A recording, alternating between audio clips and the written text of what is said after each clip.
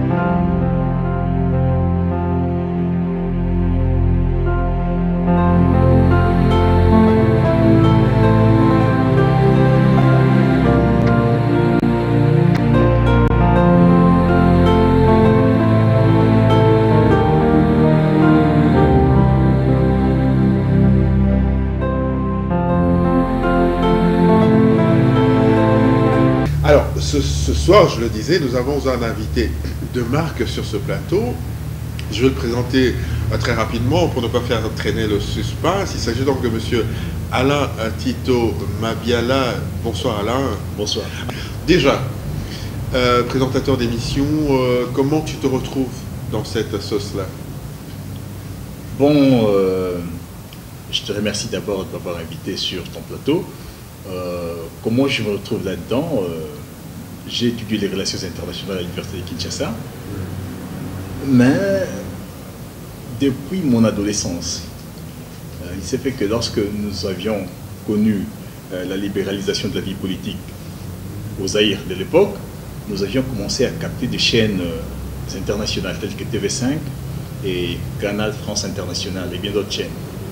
Alors, déjà adolescent, j'étais attiré par une émission qui passait sur TV5, je pense, qui s'intitulait Bouillante Culture. Présenté par Bernard Pivot. Alors, l'auteur avait la facilité, de par de gros tirages littéraires qu'il y a dans son pays, de recevoir des auteurs qui ont écrit sur un même thème, mais qui l'abordaient de manière différente. Et j'étais passionné par ce qu'il faisait. Et je me disais que le jour où l'opportunité me serait offerte, moi, de faire de la télévision, franchement, je ferais pareil que lui. Alors, quelques années plus tard, j'ai eu l'opportunité de passer à la télé. Et puis, je me suis dit, bon, je m'aurais fait... Bibliothèque francophone, c'est depuis déjà quelques années que tu l'as produit. Ça veut dire que tu as eu, comme ça, à recevoir une panoplie d'écrivains. On va le dire comme ça. Après toute cette expérience, ce temps passé dans la présentation de cette émission, quel regard tu portes sur la littérature congolaise de manière tout à fait globale, parce que beaucoup se plaignent, beaucoup de problèmes, beaucoup de léthargie, la responsabilité de l'État, mais on aimerait avoir quand même la vision de celui qu'on pourrait considérer, à juste titre d'ailleurs, sans modestie, d'un spécialiste en la matière. Quel regard on porterait aujourd'hui sur la littérature congolaise? Et d'aviser, pas spécialiste. Peut-être parce que tu veux rester modeste. Prenons-le comme ça, un avisé. Ouais. La littérature congolaise, je pense que dans la littérature congolaise, il y a du tout. Donc, il y a des essais. Dans la majorité des cas, des essais, j'ai vu, de mon humble avis, les juristes écrivent beaucoup. Les juristes, les hommes de droit. Ça veut dire qu'il y a une forte contradiction dans l'interprétation des lois, ainsi de suite. Ça veut dire que les juristes essaient d'éclairer quelque part la lanterne des uns et des autres par rapport à l'appréciation de telle ou telle dispositions de la loi, de la Constitution, ainsi de suite. Ça, les pasteurs, dans le domaine de la foi, ceux-là aussi, ils écrivent beaucoup. Bon, maintenant, on a des écrits... Ça devient très prolifique, d'ailleurs. Oui, apparemment, on dirait que la dimension élitiste la dimension élitiste de ceux qui prêchent devient de plus en plus, comment je dirais, une source d'affirmation en tant qu'intellectuel pasteur. Donc, tout le monde veut le faire. Et puis, il y a des écrits propagandistes. Des écrits propagandistes, c'est-à-dire que par rapport à une idéologie politique donnée, les gens écrivent. Ça aussi, il y en a beaucoup. Les romans, il y a évidemment des romans que j'ai lus, des auteurs congolais qui sont présents, qui sont à l'extérieur du pays. Et j'ai remarqué que l'imagination est en ébullition aussi, et l'imagination est presque la caricature de la vie sociale. Lui, Aragon, pour ne pas le citer, il disait que la lecture d'un roman jette sur la vie. C'est-à-dire qu'à défaut de lire les essais, quand on lit les romans des Congolais, ils font vraiment une excellente peinture de la société, de ce que sont nos mœurs, de ce qu'est la psychologie de l'homme congolais, de ce qu'est les quotidiens de l'homme congolais. C'est-à-dire qu'il a des défis qui sont majeurs, qui sont répétitifs. Évidemment, bon, mais vous l'avez ressenti comment? Parce que il y a beaucoup de gens qui font la critique aux romanciers en disant que les romanciers congolais, lorsqu'ils dépeignent un peu la situation du Congo, généralement on dépeint le mauvais côté, on le présente sous son mauvais jour, alors que c'est des écrits finalement qui sont portés au grand public et qu'on devrait être un peu plus regardant en parlant de notre pays. Est-ce que vous le prenez comme une critique, ou alors en défendant les romanciers, on devrait dire que une situation qui est tout à fait réelle? Je vais dire quelque chose. Je suis intellectuel.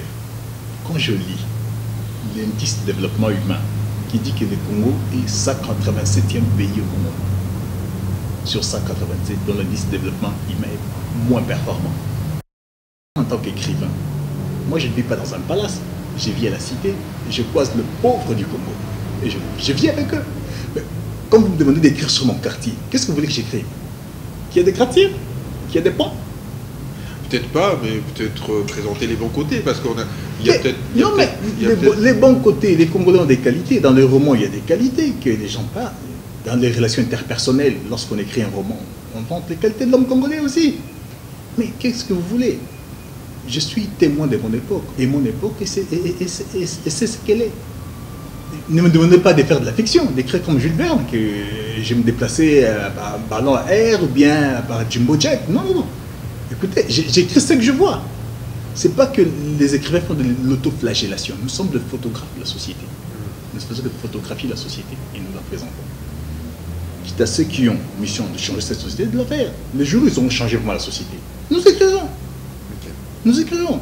Ça veut dire que ce n'est pas une critique nécessairement de dire que les écrivains congolais font de l'autoflagellation, ils sont en train de dénigrer leur pays. Non, non, pas du tout. Ils écrivent ce qu'ils voient. Ils écrivent ce qu'ils voient. Je te donne un exemple. Moi, j'ai étudié à l'université de Kinshasa. Il m'arrivait de faire le pied de l'université de Kinshasa, mon gafouin. Je dois traverser Kindele. Mais qu'est-ce que je vois de Kindele? Allez-y voir. Je te mettrai là, je te demande, Tigui, vois, et puis écris. Tu verras si tu vois, tu pourras écrire. Ce n'est pas de la dénigraison. Non, pas du tout. Tu es en train de photographier une réalité et de la mettre devant tout le monde. Que ceux qui viendront de 100 ans, 300 ans après nous sachent que Kindele a existé.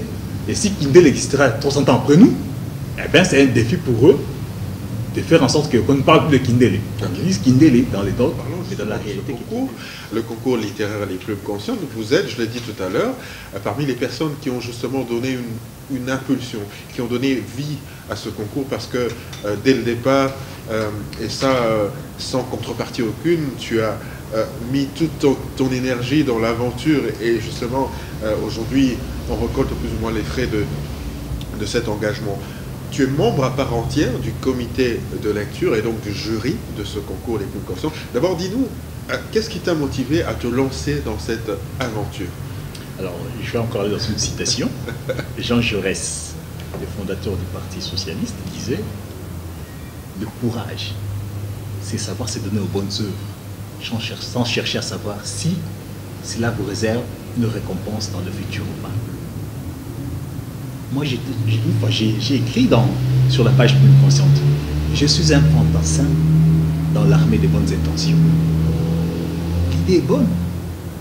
Ça apporte un plus à la jeunesse congolaise, à la société congolaise. Qu'est-ce que je peux faire? Pour autant que je peux dépenser mon énergie à éveiller et à révéler une face cachée de mon pays. Et c'est une démarche citoyenne. Je m'y implique. Je n'ai pas besoin d'argent pour le faire. Je trouve mon plaisir parce que déjà dans tout ce que je lis, je me réjouis. Je me dis, ah, celui-là, il a pensé mieux que moi. Moi, je n'aurais pas fait ça. Franchement, cette inspiration ne m'aurait jamais traversé l'esprit. Il est extraordinaire. Je découvre des Congolais que l'on a toujours minimisé, mais des Congolais extraordinaires. Je voudrais savoir si la qualité des œuvres que vous recevez, est-ce que ça vous fonde justement à croire qu'il y a de l'espoir pour notre littérature? Non, mais tu sais, lors de la dernière séance de remise de prix ici, j'étais étonné de voir qu'il y avait des écoliers qui ont participé au concours Plume Consciente. Pendant le cocktail, ils m'ont approché, ils m'ont dit que c'était des écoliers. J'avais envie de les embrasser. Je pensais que c'était des universitaires, des écoliers. Alors, Plume Consciente a suscité de l'enthousiasme et de l'inspiration jusque chez les écoliers. Ça, c'est une bonne chose. Donc, de l'espoir pour la littérature congolaise, franchement, il existe. Et franchement, je pense que la littérature congolaise, parce qu'on ne lui donne pas assez de moyens, la littérature congolaise, elle existe. Alors, qu'est-ce que vous attendez de ce concours, finalement? Est-ce que vous avez l'ambition, finalement, d'en faire une référence sur l'échiquier national, pourquoi pas international? Vous avez certainement des rêves par rapport à cette initiative. Non, mais disons de ce concours, je crois que ce concours, d'abord, a réveillé la conscience de beaucoup de gens. J'ai vu des gens gagner les $100 ici. Ils étaient pas pour gagner $100, mais c'est un réconfort. Ça veut dire que c'est une considération de la collectivité par rapport à ces instants de solitude qu'ils passent dans leur chambre. Il y a un auteur qui disait « Les talents se forment dans la solitude et les caractères dans les tourbillons du monde ». Et c'est dans cette solitude-là qu'ils accouchent ces très beaux mots, ces belles imaginations qui, écoute, des fois quand tu les lis, des fois ces imaginations sont burlesques, ça vous arrache des sourires et des sourires. Et puis, il y a des imaginations qui sont tristes. Mais néanmoins, ces gens-là qui reçoivent les $100, c'est pas... mais c'est un réconfort. Que les talents qu'ils ont en eux, ce n'est pas un talent oublié de la communauté. C'est un talent reconnu. Et que la communauté fait des efforts pour, quelque part, à travers ces talents-là, qu'ils puissent ne fût-ce que gagner quelque chose. Peut-être garder un souvenir. Et c'est très bien d'ailleurs, parce que finalement, il faudrait peut-être bousculer les choses pour que finalement on arrive à avoir une autre vision de cette jeunesse, mais aussi de la culture de manière globale, à ne pas considérer seulement qu'il s'agit de musique, et encore que cette musique est faite d'une certaine manière, mais à considérer aussi qu'il y a des domaines dans la culture qui sont nobles et qui méritent justement notre attention.